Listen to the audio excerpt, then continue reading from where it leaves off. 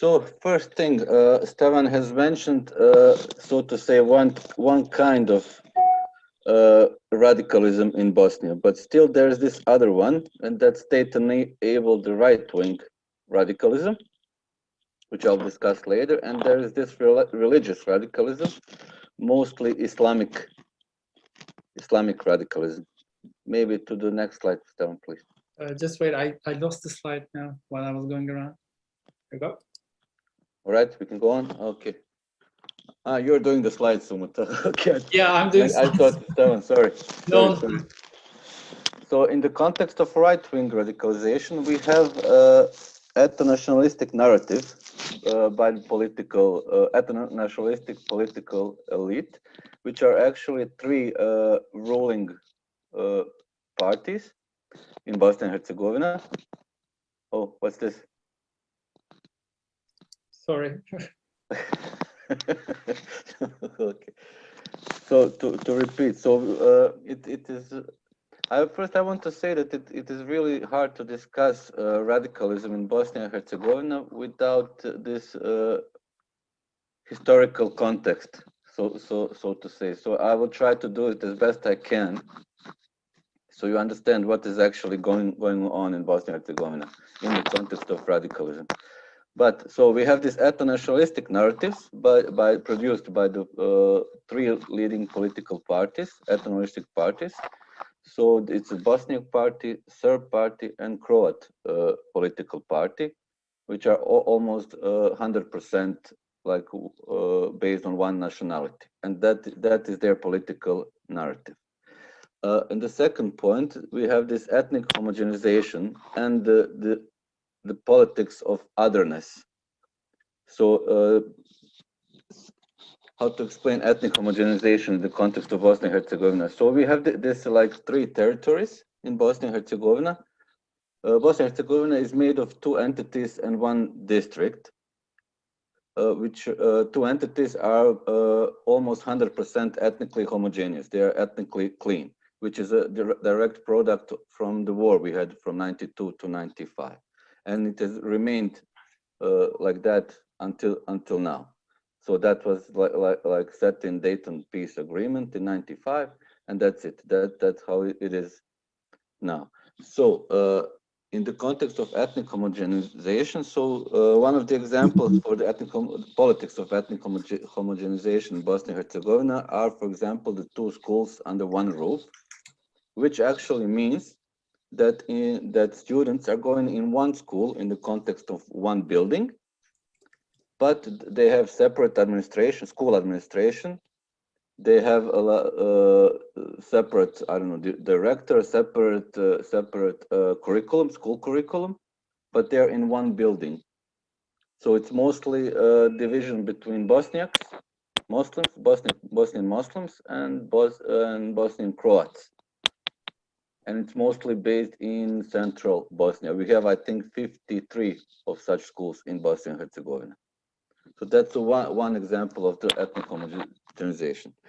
And you can imagine that in those curriculums, in those schools, which several research show, that those curriculums present the others as an enemy, as somebody who did some kind of harm to us in the past, especially in the last war.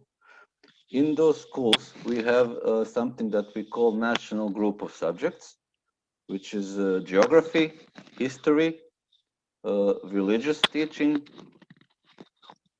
and language, mother language, however you want to call it. So maybe the next slide, please. Okay, in the context of religious radicalism, which is mostly Islamism, we have a Salafi movement, and that's what I have mentioned in the beginning. There's about I think 300 of Islamic foreign fighters that came to Bosnia during the war, and their aim, as their interviews show, is to defend Islam from the infidels. So from the Serbs, from the Croats, and whoever attacks Islam. So they came here.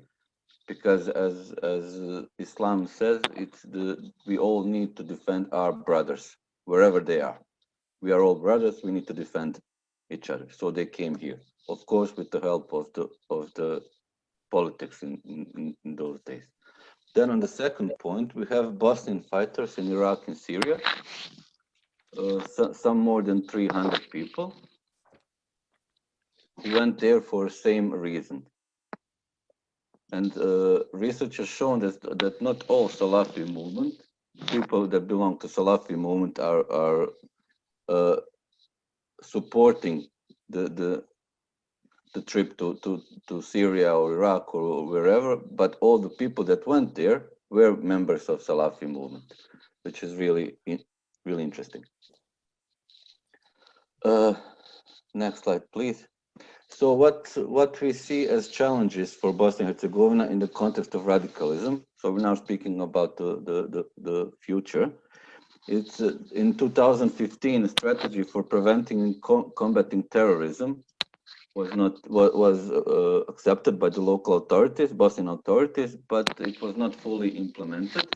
It mostly has changed some laws, but in the context of prevention, nothing was done. Almost nothing was done.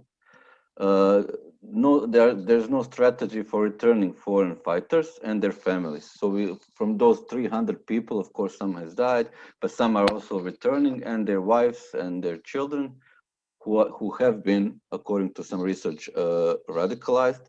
And this process of de-radicalization of those people, there is no like specific action plan or something similar made in Bosnia and Herzegovina. This is country composition of Bosnia and Herzegovina. So as I already said, Bosnia today is divided between 2 or even 3 ethnically homogeneous territories. One of them is Republic of Srpska, where mostly Serbs live, maybe even 90% or something similar. And then you have Federation of Bosnia and Herzegovina, where Bosniaks and Croats are the majority. But then in the Federation of Bosnia and Herzegovina, in the Western Herzegovina, the Croats are majority, or even in the southern Herzegovina. So you have in practice you have 3 ethnically homogeneous territories in Bosnia and Herzegovina with ethnic rulers. This makes it hard. So this is actually provided to make the state level weak, so to say. So there's not so much decision making on the state level, although radicalization is a state problem, not a local problem.